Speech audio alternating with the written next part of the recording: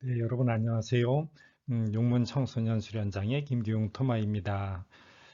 오늘도 강의 찾아와 주셔서 감사합니다. 오늘 강의 시작하겠습니다. 예, 지난번에 알려드린 대로 5월 달에 그 친묵 피정 두 차례 이렇게 계약 예정이 되어 있는데요. 많은 분들이 신청해 주셔서 두 개 다 예약이 마감이 되었습니다. 감사드리고요. 코로나 때문에 많이들 어려운 시기 지내는데 저희 용문 청소년 수련장이 굉장히 넓습니다. 그리고 또 많지 않은 그 11개, 많으면 14개, 4개까지 개인방 사용할 수 있는데 각 독방에서 침부 피정으로 이렇게 하기 때문에 넓은 장소에서 할 수 있기 때문에 이 감염병 피해서 이렇게 피정하기가 아주 좋은 것 같습니다. 많은 분들 또 계속 오실 수 있으면 좋겠습니다. 5월은 이렇게 마감이 되었고요. 6월에 바로 또 수녀님들 피정이 있어서 6월 피정 계획을 이렇게 두 번 이렇게 잡았습니다. 6월 15일부터 17일 2박 3일, 주중에 2박 3일이 있고요. 그다음에 6월 24일부터 주말에 2박 3일 이렇게 두 번 피정을 하려고 합니다. 어, 제가 보내는 카톡, 그 카톡으로 이렇게 신청을 해주시면 될 것 같습니다. 예, 오늘은 28번째 강의인데요. 제목을 참 생명의 양식이라고 이렇게 표현을 해봤습니다. 우리가 기도하는 데 있어서 참 생명의 양식인 말씀을 가지고 우리가 피정을 기도를 하게 된다라고 하는 이야기 쭉 해드리도록 하겠습니다. 이것은 지금 앞에 두 번의 강의에 이어지는 내용이라고 할 수 있겠습니다. 앞서 향신기도와 관상기도의 배경에 대해서 쭉 말씀을 드리면서 역사적인 배경들, 그래서 이 향신기도와 관상기도가 이런 역사적인 차원에서 쭉 이루어졌다라고 했는데 오늘은 세 번째로 사실은 렉시오 디비나에 관해서 이야기를 하려고 하는 것입니다. 렉시오 디비나가 성경을 가지고 묵상을 하는 것인데 이 성경 말씀을 읽고 그것을 가지고 묵상하고 관상을 하는 것, 이 성경을 가지고 기도하는 이 렉시오 디비나, 이 거룩한 독서가 여기에서 이제 관상이 나오고 그리고 이어서 이제 지금 우리가 하는 향신기도 이런 관상기도로까지 발전을 하게 되는 어떤 중요한 계기를 우리에게 전해주게 되는데 그렇다면 여기서 왜 렉시오 디비나 즉 성경 말씀을 읽는 것 이것이 무슨 의미인가 왜 그 옛날부터 성경을 그렇게 읽으려고 했고 성경을 가지고 묵상을 하려고 했는지 뭐 오늘도 마찬가지죠. 우리가 성경을 공부하고 성경을 끊임없이 읽으려고 하는데 그 근원적인 이유를 아는 것 오늘은 그런 시간을 가지려고 합니다. 그래서 렉시오 디비나를 우리 향심기도에서도 하고 전통적으로 해오던 렉시오 디비나 여기에서 이 관상이라고 하는 이 부분이 향신기도로까지 발전하게 되었다라고 하는 것을 이해할 수 있는 그 근원적인 배경을 우리에게 알려줄 수 있을 것 같습니다. 먼저 우리 무엇을 먹고 살죠? 다 무언가를 먹고서야 우리가 살 수 있는데 사실 이렇게 이 근원을 따져보게 되면 존재하는 모든 것의 근원은 에너지라고 이렇게 표현할 수가 있습니다. 우리 존재하는 모든 것들의 가장 기본적인 단위 원자의 그런 차원으로 내려가면 원자와 전자, 다시 그 안에 양성자와 중성자라고 하는 이런 것들이 있죠. 이런 것들은 서로 잡아당기거나 서로 미는 힘들의 덩어리들입니다. 즉 물질의 근원은 어떤 힘을 가지고 있다라고 하는 것이죠. 그 힘들이 이렇게 저렇게 떠돌아다니면서 뭉치거나 터지거나 하게 하면서 거기서 또 무엇인가 물질들이 이렇게 만들어지게 됩니다. 그리고 그 물질들은 궁극적으로 어떤 이제 생명이라고 하는 것에까지 이렇게 나아가게 되죠. 그래서 존재하는 모든 생명은 사실 에너지 덩어리이다라고 이렇게 표현할 수가 있습니다. 그리고 그 생명을 유지하기 위해서는 움직이고 활동하기 때문에 끊임없는 에너지가 필요한 것이죠. 그래서 에너지를 끊임없이 보충을 받아야 되는데 에너지를 어디서 보충받느냐? 에너지 덩어리를 공급을 받아야 되는데 그 에너지는 바로 또 다른 물질이죠. 예, 그게 바로 다른 생명 에너지입니다. 다른 생명을 가진 에너지, 그것을 내가 전해받음으로 해서 이 생명은 그 생명을 유지할 수가 있다라고 하는 것이죠. 즉 존재하는 모든 생명은 다른 생명 에너지를 필요로 합니다. 즉 이렇게 표현할 수가 있겠죠. 우리가 무엇을 먹고 사는가?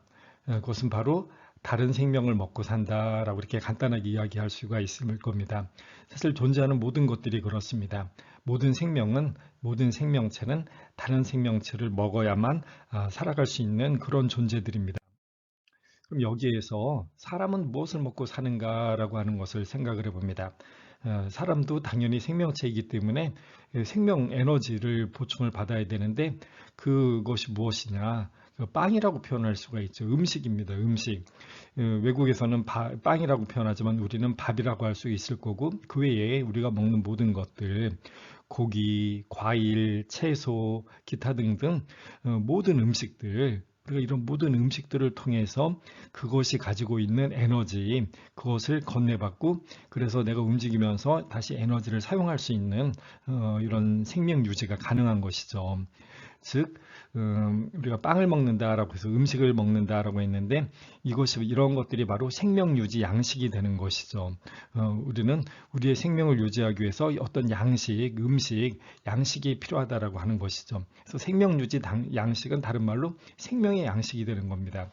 우리 생명체로에게는 생명을 유지하는 데 필요한 생명의 양식 이것이 필요하다라고 이렇게 표현할 수가 있을 겁니다.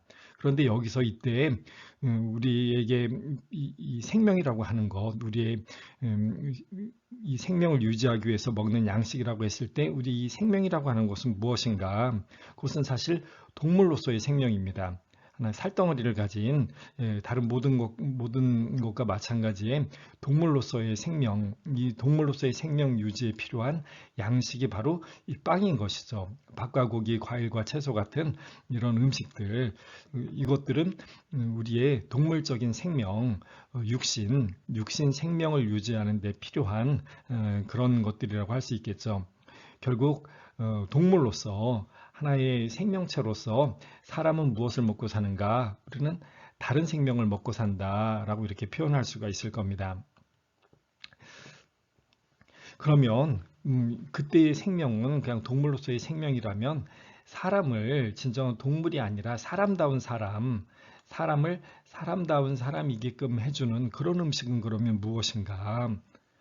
우리가 빵만 음식만 먹어서 인간이 되는 것은 아니죠. 즉 동물로서의 사람이 아니라 참 사람이 되게 하는 양식은 무엇인가 라고 하는 것을 우리가 생각을 해볼 수가 있겠습니다. 그것은 무엇일까요? 우리 사람을 진짜 참 사람이 되게 하는 무엇을 먹어야 우리 사람이 참 사람이 될 수 있을까요? 사람을 참 사람이 되게 하는 양식, 그건 결국 참 생명이죠. 우리 다른 어떤 에너지가 아니라 참 생명을 가진 에너지, 참 생명의 에너지를 우리가 전해받을 수 있어야 되는데 그것을 예수님께서 이렇게 표현하십니다. 물론 사람은 먼저 육신을 가진 동물로서의 살덩어리를 가진 존재이기 때문에 빵이 필요합니다. 그래서 사람은 빵을 가지고 살지만 그렇다고 해서 빵만으로 살 수는 없다. 무엇이 필요하다고 했죠? 네, 다 잘 아실 겁니다. 하느님의 입에서 나오는 모든 말씀으로 산다라고 이렇게 표현합니다. 예수님이 세례받으시고 40일간 단식을 하며 기도하실 때 그 끝에 마귀가 나타나서 그때 예수님께 하셨던 유혹 그때의 대답이었습니다. 빵이 필요하지만 그렇다고 빵이 존재의 모든 것을 보장해 주는 것은 아닌 것이죠. 그게 무엇이냐? 바로 하느님 입에서 나오는 말씀. 이것이 인간에게 더 근원적으로 필요한 부분이다. 하느님의 말씀이 우리를 참된 인간이 되게 한다라고 예수님이 그렇게 우리에게 들려주십니다. 그럼 이렇게 사람을 참 사람이 되게 하는 양식, 이것을 참 생명이라고 한다면 이것을 어떻게 이해할 것인가? 사실 창세기 제일 처음에 나오는 그 창조 이야기에서 인간의 참 생명이 무엇인지를 바로 이해할 수가 있습니다. 창세기 2장에 인간 창조 이렇게 나오죠. 주 하나님께서 흙의 먼지로 사람을 빚으시고 그 코에 생명의 숨을 불어넣으시니 사람이 생명체가 되었다. 다른 존재하고는 다르게 하나님께서는 사람에게 당신의 숨을 불어넣어 주셨다. 하나님에게서 나오는 이 숨을 받아서 하나님으로부터 나오는 하나님 입의 숨결로 생명이 되었다라고 하는 것. 인간의 근원은 하나님이다라고 하는 것을 이야기를 합니다. 그래서 인간의 근원, 즉 인간의 참 생명은 바로 하느님이다. 하느님이 그 근거이다라고 하는 것을 우리가 인간에 대한 이해로 먼저 이렇게 가질 수가 있습니다. 그리고 주 하나님께서 사람에게 이렇게 명령합니다. 이제 첫사람에게 하는 명령이죠. 즉 명령은 하느님 입에서 나옵니다. 사람이 만들어질 때 그때 하느님의 입에서 나오는 숨결로 생명을 가지게 되었는데 그 생명을 가진 사람에게 다시 하느님은 명령을 하십니다. 하느님 입에서 나오는 어떤 이야기를 사람에게 전해줍니다.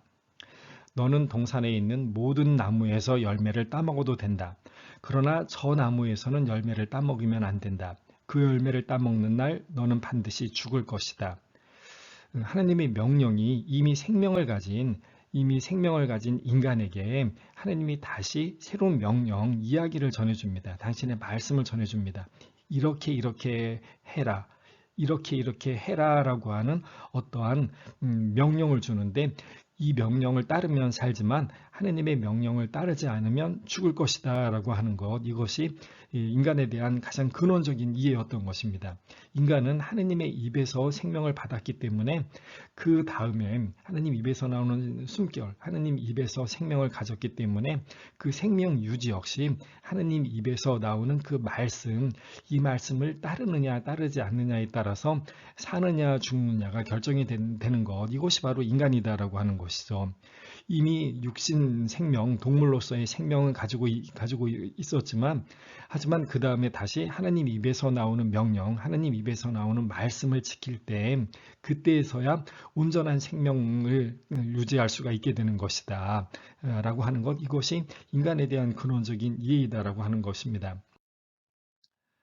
그래서 예수님이 이렇게 말씀을 하셨던 겁니다. 사람은 빵만으로만 살지 않고 하느님의 입에서 나오는 모든 말씀으로 산다. 인간은 빵으로만 사는 존재가 아니라 하느님의 입에서 나오는 말씀으로 사는 존재이기도 하다.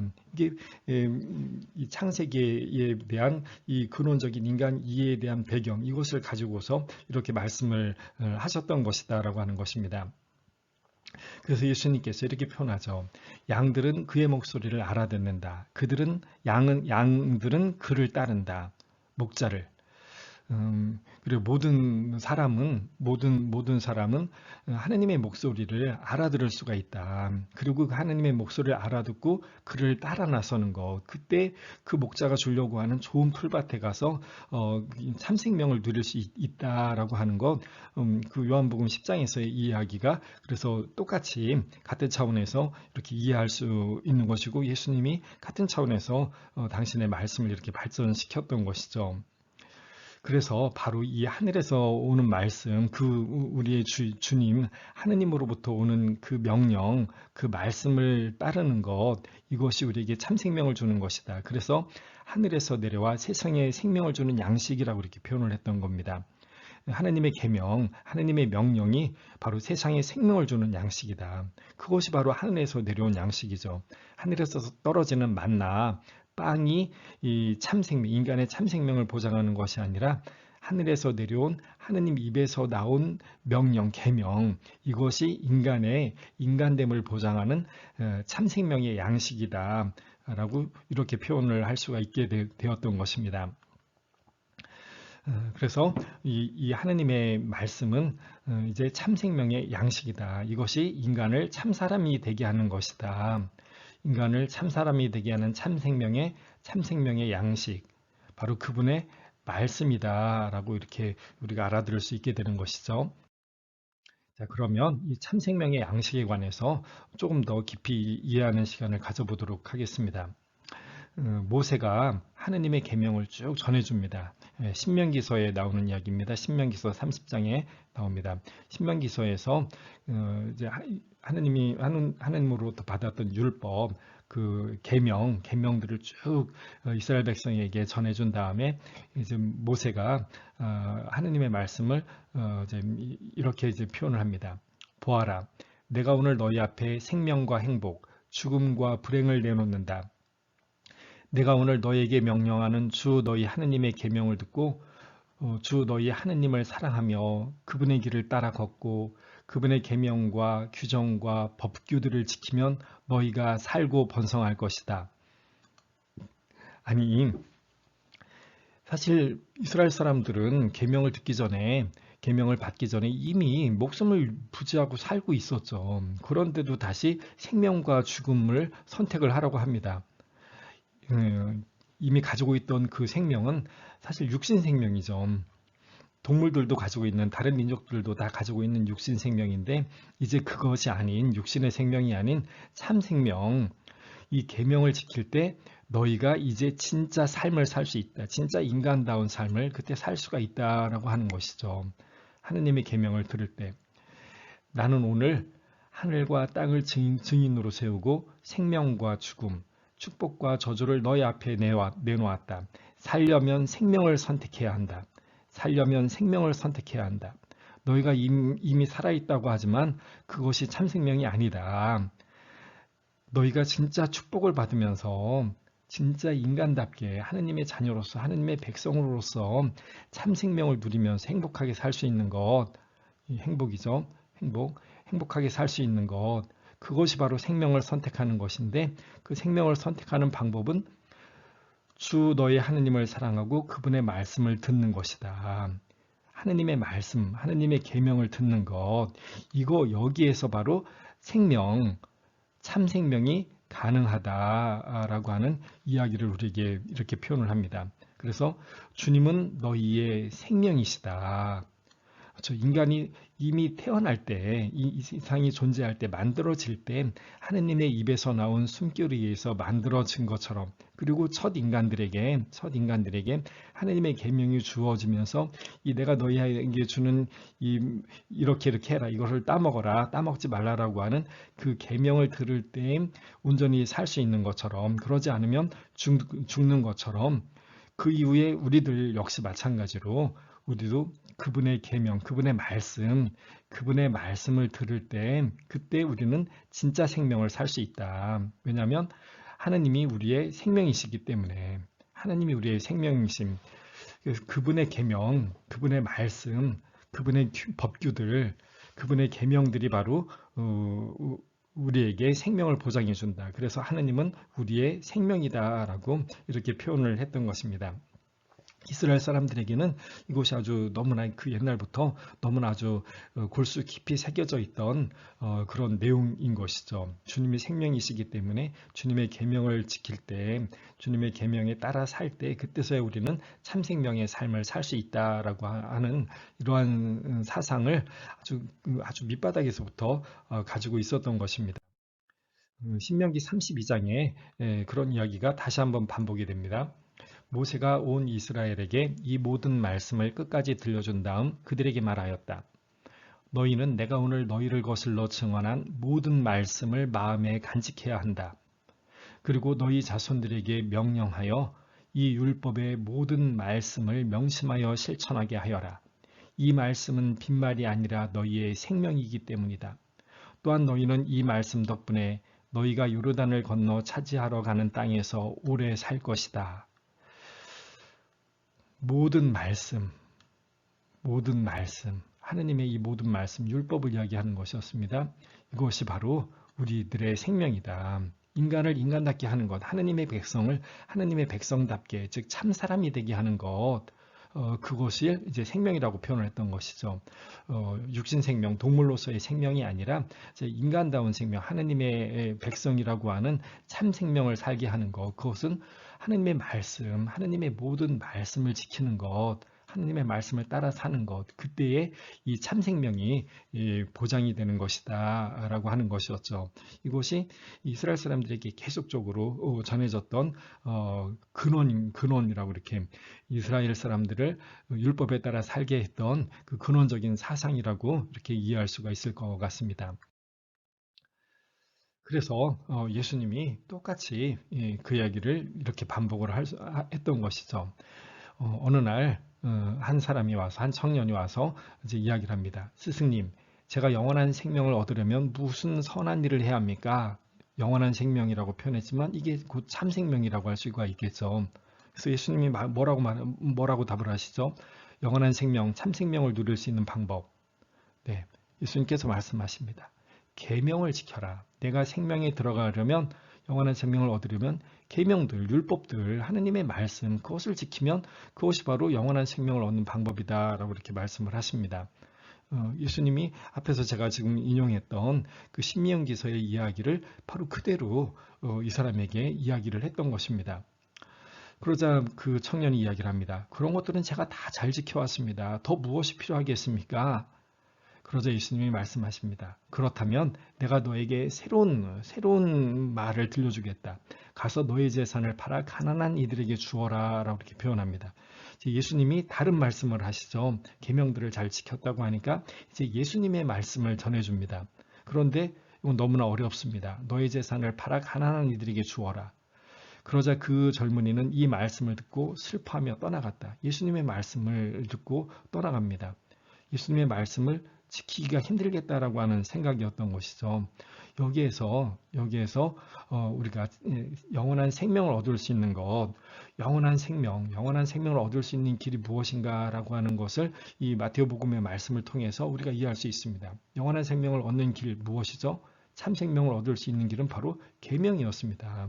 구약에 나오는 계명, 하느님의 말씀들, 하느님의 율법, 이것을 지키는 것, 이것이 바로 영원한 생명을 얻는 길이다. 그리고 거기에서 이제 더 나아가서 무엇이었죠? 바로 또 다른 말씀, 바로 예수님의 말씀이었습니다. 예수님의 말씀을 듣는 것이 바로 영원한 생명을 얻는 길이다. 바로 예수님의 말씀이 이제 이 영원한 생명을 가능하게 해준다. 예수님의 말씀이 영원한 길로 나아가는 영원한 생명을 얻을 수 있는 바로 방법이다라고 하는 것을 예수님의 이 이야기에서 우리에게 이렇게 들려주고 있죠. 그래서 예수님이 이렇게 표현할 수가 있었던 것입니다. 내가 생명의 빵이다. 생명의 빵, 육신을 살게 하는 빵이 아니라 진짜 참 생명을 누리게 하는 생명의 빵이다. 그것이 무엇이냐? 바로 내가 너에게 한 말, 이것이 영이요 생명이다 라고 표현했던 겁니다. 예수님의 살덩어리를 먹으라고 한 게 아니라 내가 너에게 하는 말, 이 말이 바로 영이고 그리고 생명이다. 말. 예수님께서 이 앞에 청년에게 이렇게 표현했던 것처럼 요한복음 6장에서는 너희가 내가 주었던 빵, 너희의 배를 불리게 했던 그 빵을 먹으려고 나에게 찾아왔지만 내가 너희에게 진짜 주려고 하는 것은 생명의 빵이다. 배를 채우는 빵이 아니라 생명의 빵을 주고 싶은데 그것은 내가 너에게 한 말이다. 내가 너에게 하는 말이 바로 생명이다. 이것이 정말 참 생명이다라고 하는 것이죠. 이것은 앞에서 인용한 신명기서의 말씀 그대로였던 것입니다. 그리고 창세기에서 인간을 창조하실 때 그 모습과 또 첫 인간들에게 주었던 그 계명, 바로 여기에서 연속적으로 이어져서 이해했던, 그래서 예수님께서 이렇게 표현하실 수가 있었던 것이죠. 내가 너희에게 하는 말, 이것이 바로 하늘에서 온 말이기 때문에 나의 이 말을 듣는 것이 바로 참 생명을 누리는 길이다. 그래서 제자들이 이렇게 표현합니다. 주님, 저희가 누구에게 가겠습니까? 주님께는 영원한 생명의 말씀이 있습니다. 예수님의 말씀이 바로 우리에게 참된 생명을 보장하는 그런 참된 생명의 양식, 생명의 빵이다 라고 이렇게 제자들도 이해하면서 이렇게 표현을 할 수가 있었던 것입니다. 사실 그래서 신명기서에 이렇게 되어 있을 뿐만 아니 이런 말씀이 나올 뿐만 아니라 그런 이해는 성경 곳곳에서 역사를 두고 계속적으로 반복되어서 나옵니다. 시편에도 똑같은 구절들이 여러 차례 나오는데요. 이런 구절입니다. 당신께서 저에게 생명의 길을 가르치시니 주님께서 우리에게 가르치십니다. 주님의 가르침, 주님의 계명, 율법이 바로 우리에게 생명을 보장, 참 생명을 누리게 하는 길이다라고 했던 것이죠. 그래서 예수님도 똑같이 나는 길이다라고 이렇게 표현했던 것, 당신의 삶이 우리의 길이고 또 우리가 걸어가야 될 길이 어떤 것인지를 당신의 말씀으로 우리에게 들려주시는 것이죠. 그래서 그분이 바로 참 생명이다. 내가 바로 내가 너희에게 생명의 빵을 준다라고 하는 것, 이것이 가능했던 것이죠. 예수님의 살덩어리를 우리에게 주려고 했던 것이 아니죠. 당신이 살았던 삶, 그리고 당신의 가르침, 말씀, 똑같습니다. 구약에서 이미 하느님의 가르침, 하느님의 말씀, 가르침, 이 하느님의 말씀이 바로 우리의 생명을 보장해 주는 것이다라고 그렇게 이해를 했던 것입니다. 또 이사야서에 이렇게 나옵니다. 내 말을 들어라.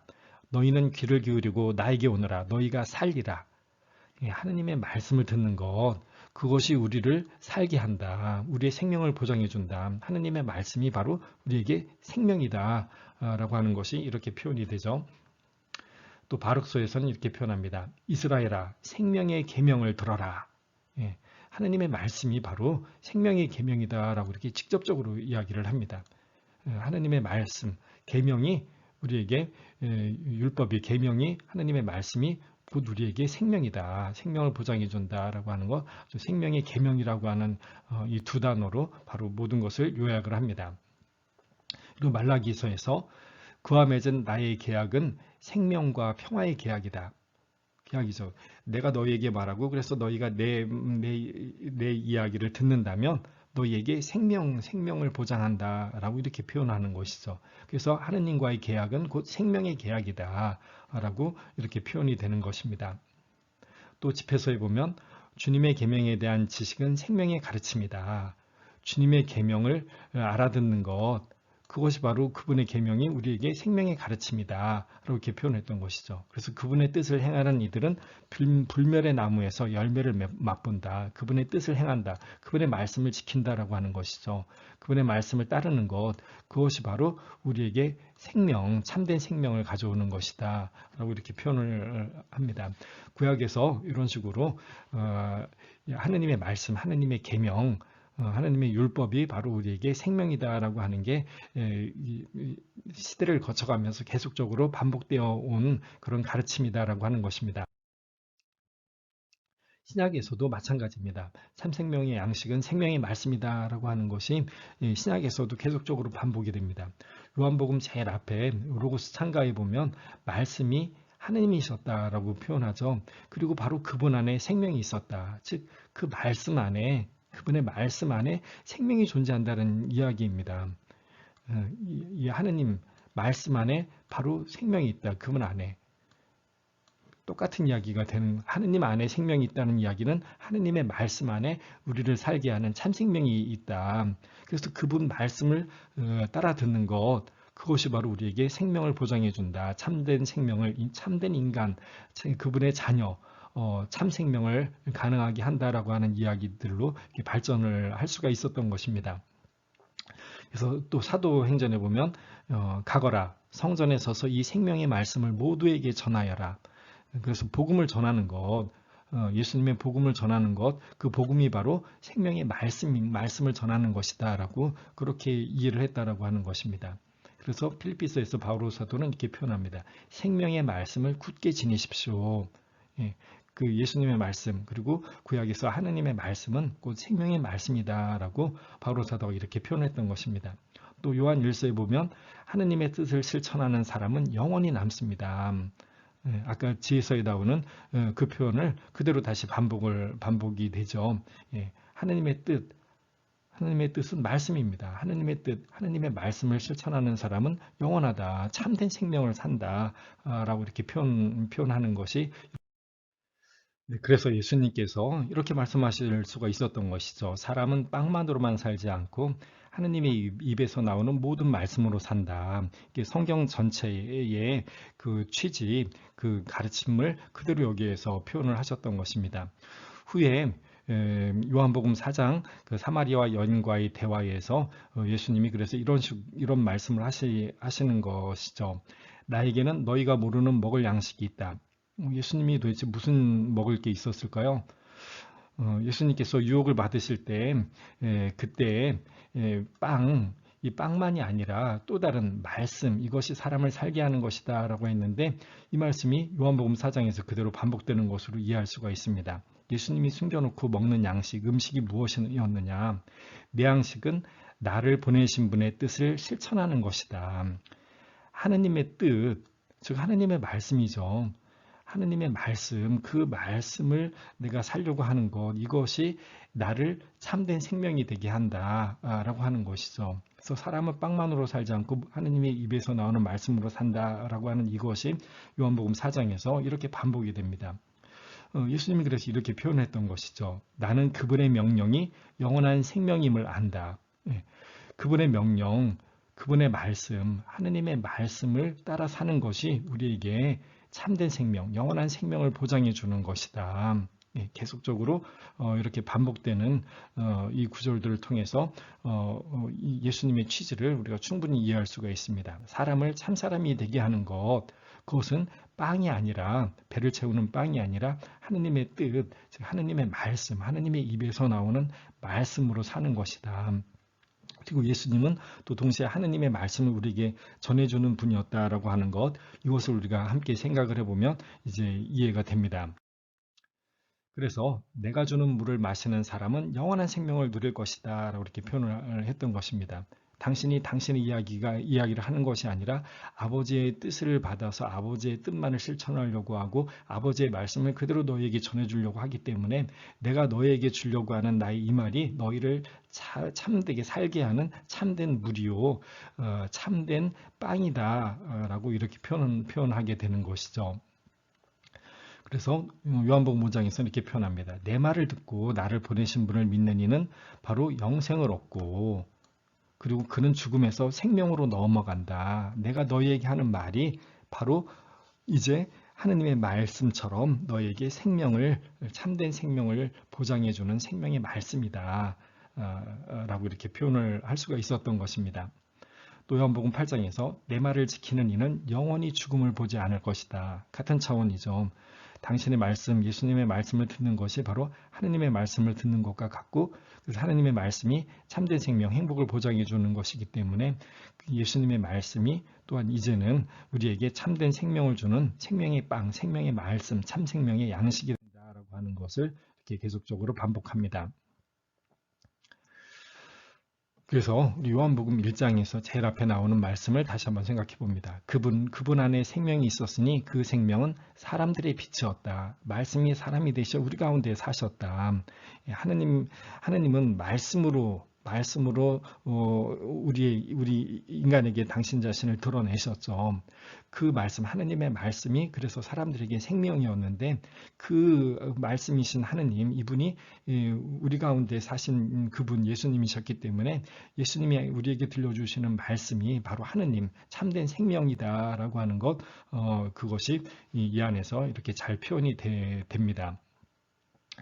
요한복음 6장에서 예수님이 하셨던 말씀을 우리가 이제 온전히 알아들을 수 있습니다. 나는 하늘에서 내려온 살아있는 빵이다. 나를 먹는 사람은 나로 말미암아 살 것이다. 내가 너희에게 한 말은 영이요 생명이다. 마침 강의를 하고 있는 이번 주간에 이 요한복음 6장이 그 매일 미사 복음으로 우리에게 들려주고 있습니다. 바로 이 내용입니다. 예수님은 우리에게 살아있는 빵, 우리를 참된 생명을 누리게 하는 그런 빵을 우리에게 주고 싶어 하신다. 그것이 무엇이냐? 바로 당신의 말이다. 당신이 우리에게 하는 말, 그 말이 예수님께서 우리에게 주고 싶어 하시는 우리를 참된 생명을 살게 하는 그 생명의 빵이다라고 이렇게 표현이 되고 있는 것입니다. 요한복음 6장을 잘 묵상해 보시면 바로 이 내용 이외에 다른 어떤 것이 아님을 알게 됩니다.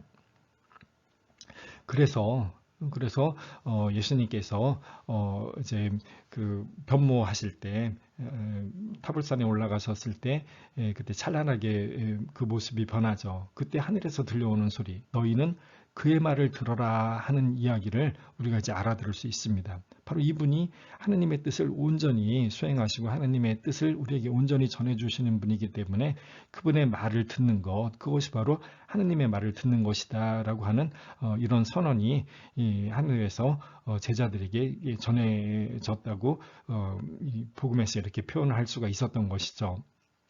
그리고 요한복음에서는 성모님의 어머니의 말씀으로 이것이 반복이 됩니다. 무엇이든지 그가 시키는 대로 하여라. 가나의 혼인잔치에서 어머니가 하셨던 이 말씀, 무엇이든지 그가 시키는 대로 하여라. 이것이 우리를 살게 한다라고 하는 것, 이것을 마리아가 깨닫고 마리아의 입을 통해서 하늘에서 들려오는 소리로 우리들 모두에게 다시 한번 전해지게 됩니다. 그래서 이스라엘 사람들은 이렇게 얘기를 했습니다. 양식이 없어 굶주리는 것이 아니고 물이 없어 목마른 것이 아니라 주님의 말씀을 듣지 못하여 굶주리는 것이다. 예. 배를 곱는 것 그리고 목마른 것 이것을 채워주는 것은 음식과 물이 아니다. 주님의 말씀, 하느님의 말씀이 우리에게 참된 양식이다 라고 하는 이야기를 아모스에서 표현합니다. 또 지혜서에서도 이렇게 표현하죠.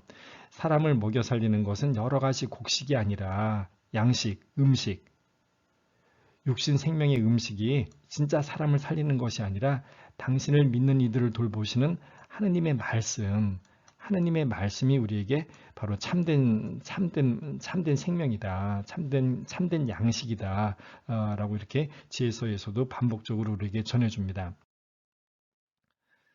이것을 이해할 수 있는 복음서의 한 구절이 있습니다. 마르코복음 6장에 나오는 구절인데요.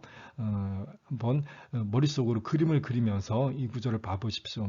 저는 사실 개인적으로 이 구절이 굉장히 아주 감동적인 구절로 저는 이렇게 다가오는데요. 한번 보겠습니다.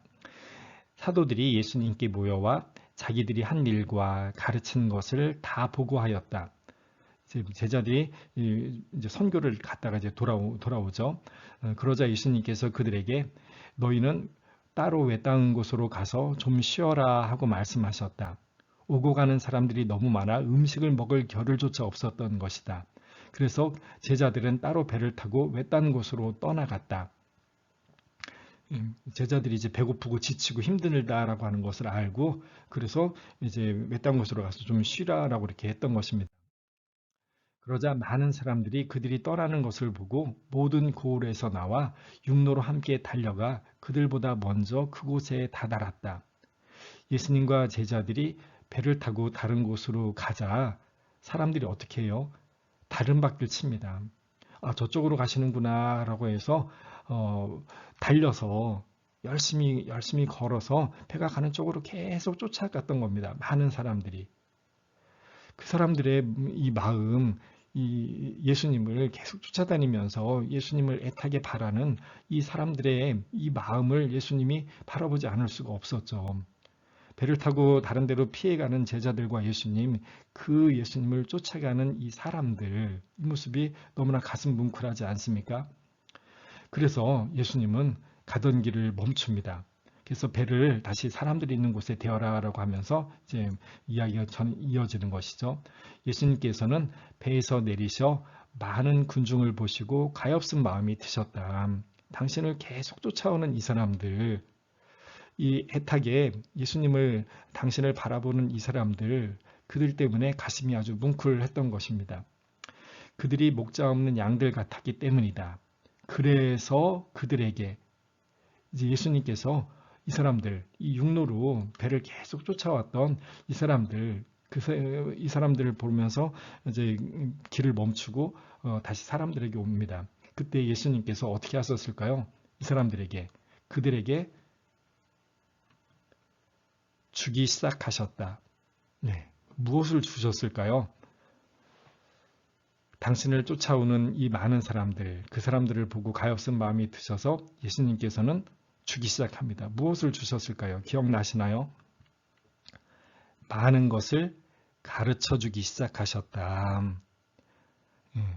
이 목자 없는 양들 같은 이 사람들, 너무나 가엾은 이 사람들, 가엾은 그 사람들에게 예수님이 주고자 하셨던 것, 그것은 빵이나 돈이나 집 한 채나 아주 좋은 차나 이런 것이 아니었다라고 하는 겁니다. 예수님은 그 처량한 사람들, 그 가엾은 사람들에게 가르침을 주었던 것이죠. 말씀을 전해주는 것. 그 옛날 내가 너희에게 너희 앞에 생명과 죽음, 행복과 불행을 내놓는다. 어떤 것을 선택하려느냐? 너희가 만약에 행복과 생명을 선택하고 싶다면 하느님의 말씀, 하느님의 계명을 지켜라라고 했던 것처럼 그 가엾은 사람들에게 너희에게 참된 행복을 너희가 풍요롭게 살 수 있는 방법을 내가 들려주마라고 하면서 가르침, 당신의 말씀을 주었다라고 하는 것입니다. 여기에서 예수님이 사람들에게 진짜 주고 싶어 했던 것, 그것이 바로 당신의 말씀이다라고 하는 것을 우리가 알아들을 수 있습니다. 그래서 요한복음 10장에서 착한 목자 이야기입니다. 착한 목자 이야기에서 양들은 주인의 목소리를 알아듣고 주인을 따라가면 주인은 좋은 풀밭으로 데리고 가서 좋은 음식을 준다라고 했는데, 바로 예수님이 주고자 했던, 그 착한 목자가 주고자 했던 그 좋은 풀밭이란 무엇이냐? 바로 가르침이다, 말씀이다라고 하는 것을 요한복음에서 똑같이 이렇게 반복을 했던 것입니다. 양들은 내 목소리를 알아듣는다. 그렇죠. 그분의 목소리를 알아듣는다는 이야기는, 그래서 그분의 가르침, 다른 도둑, 다른 좀 이제 그 창세기의 표현으로 하면 뱀의 이야기죠. 뱀의 유혹, 도둑들의 이야기를 듣는 것이 아니라 주인, 하느님의 목소리, 예수님의 가르침, 그것을 알아듣고 그 가르침을 따라 살려고 노력을 하는 것이죠. 그를 뒤따르는 것이죠. 이것이 그분의 말씀대로, 그 가르침대로 살려고 하는 것이 그분을 따르는 것입니다. 이 그분을 따를 때, 그분의 가르침을 실천할 때 그들에게 영원한 생명을 주겠다라고 하는 이 표현이 똑같이 그래서 이렇게 반복이 되었던 것이죠. 자, 제가 제일 처음 오늘 강의 제일 앞에서 사람은 무엇을 먹고 사는가라고 이렇게 말씀하는 질문으로 시작을 했습니다. 그것은 바로 다른 생명을 먹고 산다라고 하는 것이었죠. 여기에서의 생명은 바로 동물들과 같은 살덩어리를 가진 나의 생명, 이 사람의 생명은 또 다른 살덩어리의 생명, 그것을 필요로 한다, 음식을 필요로 한다라고 하는 것이었습니다. 그런데 그 다른 생명의 살덩어리를 먹고 사는 것이 사람으로 하여금 참 사람이 되게 하지는 않죠. 그러면 진짜 참 사람은 무엇을 먹고 사는가? 마찬가지로 참 사람도 다른 생명을 먹고 산다라고 이렇게 표현할 수가 있습니다. 그런데 그 다른 생명이란 이제 앞에 다른 생명, 이 육신을 가진 살덩어리에, 또 에너지 덩어리에 다른 어떤 생명하고는, 그러니까 뭐 음식 덩어리하고는 이제 다른 생명이 되죠. 무엇일까요? 참 사람이 되게 하는 다른 생명은 바로 참 생명이죠. 그렇다면 그것은 하느님과 예수님이라고 하는 생명이다. 우리는 이제 하느님, 예수님이라고 하는 이 생명 덩어리를 먹어야만 우리는 참 사람이 될 수 있다라고 합니다. 어떻게 하느님, 예수님이라고 하는 생명을 먹을 수 있을까요? 나를 먹어라. 내가 너에게 내 살과 내 피를 너희에게 준다라고 했는데, 그것은 내가 너에게 한 말이 바로 영이요 생명이다. 그분의 말씀, 하느님의 말씀, 예수님의 말씀이 우리에게 참 생명을 주는, 그래서 우리를 참 사람이 되게 하는 그 양식이다라고 하는 것이죠. 지난번에도 이렇게 말씀을 드렸는데, 우리는 세례를 통해서 이제 새 생명의 삶을 살려고 합니다. 하늘나라의 삶을 살려고 하는 것이죠. 그래서 그것을 얻을 수 있는 쉬운 방법이 처음에는 순교라고 생각을 했습니다. 그래서 천사의 삶을 사는 것, 직접적으로 순교를 하거나 천사의 삶을 사는 것, 동정, 금욕, 동정, 단식, 기도 같은 이런 삶을 사는 것. 그래서 사막에 나아가서 생활을 하면서 나 자신에게 죽는 것, 이것이 새 생명의 삶이라고 생각을 했다라고 했습니다. 그런데 이것이 이제 발전을 하게 돼서 말씀대로 사는 것, 이것이 바로 새 생명의 삶이구나라고 하는 것을 사람들이 깨닫게 됩니다. 그래서 많은 사람들이 이 사막에 나가서 기도도 하지만 또 다른 방법으로는 말씀을 온전히 살려고 하는 것, 말씀 그대로 살려고 하는 것. 그래서 너희가 완전해지려면 재산을 다 나누어 주고라고 했던 그 청년에게 했던 이야기처럼 그 이야기를 나도 할래라고 하는 이런 사람들이 있었던 것이죠. 어쨌든 이렇게 말씀대로 사는 것, 이것이 바로 새 생명의 삶을 사는 길이다라고 하는 것을 구약에서의 가르침대로, 그리고 예수님의 가르침대로, 제자들의 가르침대로 그렇게 이해를 했던 것입니다. 말씀대로 살자. 하느님의 말씀대로, 예수님의 말씀대로 사는 것이 바로 새 생명의 삶이다라고 생각을 했습니다. 그래서 이후에 그리스도교 안에서는 말씀을 읽고 또 읽는 것, 이것이 아주 중요한 신앙 생활이 되었던 것입니다. 그래서 이 말씀을 읽고 또 읽을 때 그때 이 말씀이 삶이 되고 말씀을 온전히 내 것이 되는 이것이 바로 곧 기도의 삶이 되었던 것이고, 여기에서 우리가 새로운 삶, 새 생명의 삶을 산다, 세례를 받는 그 목적을 이루는 길이다라고 생각을 했던 것입니다. 세례를 받고 새 생명을 살아가는 이 삶은 말씀을 읽고 또 읽는 것이다. 이것은 자연스럽게 말씀을 묵상하는 것으로 발전을 하게 되고 더 나아가서 말씀을 관상하는 데까지 저절로 이어지게 되더라. 그리고 이 말씀을 묵상하고 관상하는 그 방법을 수도원에서 제시하게 됐는데 그것이 바로 렉시오 디비나의 방법이었다라고 하는 것입니다. 그리고 이 렉시오 디비나는 주로 베네딕토 회를 중심으로 해서 널리 퍼지게 되죠. 그리고 이 렉시오 디비나 안에서 관상의 말씀을 묵상하고 말씀을 관상하면서 관상의 방법이 이 안에 담겨져 있게 되는 것이죠. 그래서 이 렉시오 디비나를 우리 향심기도에서도 하게 되는 것이고, 그리고 이 렉시오 디비나 그 안에 다시 관상기도의 방법이 그 안에 담겨져 있다. 향심기도의 방법이 그 안에 담겨져 있더라라고 하는 것입니다. 그래서 우리도 끊임없이 성경을 읽고 성경을 공부하고 또 성경을 내 것이 되게 해서 생활하려고 하는 노력들을 가지고, 또 그러면서 성경을 읽으면서 또 동시에 묵상 관상으로까지 나아가게 되는 것, 이것이 우리 신앙인들에게는 아주 중요한 부분이 된다라고 하는 것이죠. 그래서 우리 관상기도, 향신기도 한다라고 한다면 거기에서 말씀을 읽고 그 말씀을 묵상하고 관상하고 더 나아가서 말씀을 당연히 살려고 하는 것, 그 말씀대로 살려고 하는 것, 이것이 기본이 되는 것, 이것은 너무나 당연하다. 관상을 하기 때문에 말씀을 읽거나 이런 것이 필요 없는 것, 이런 것이 절대로 성립이 될 수 없다라고 하는 것, 이것을 다시 한번 여러분들에게 말씀을 드립니다. 그래서 다음 시간에는, 다음번 강의에서는 오늘 이렇게 말씀에 대한 이해를 배경으로 해서 이 렉시오 디비나를 하게 된 배경을 이해했으니까 구체적으로 렉시오 디비나 말씀을 어떻게 묵상하고 관상하는가, 그리고 여기에 그 관상기도의 그 방법이 이 안에 어떻게 담겨 있는지 이것을 살펴보는 시간을 가지도록 하겠습니다. 네, 여러분 오늘 강의 끝까지 들어주셔서 감사합니다. 그리고 이어서 여러분들에게 추가 영상 안내해 드립니다. 용문 메타세콰이어 명상길 한번 보시고요. 피정에 오셔도 좋고 또 피정 아닌 시간에도 뭐 언제든지 여러분 환영합니다. 또 개인 피정도 여러분들에게 열려 있습니다. 많은 분들 오셔서 함께 이 좋은 자연, 좋은 공간, 하느님을 느끼고 하느님과 함께 머무를 수 있는 자리 여러분에게 제공해 드리고 싶습니다. 함께 이 공간을 누릴 수 있으면 좋겠습니다. 여러분 감사합니다.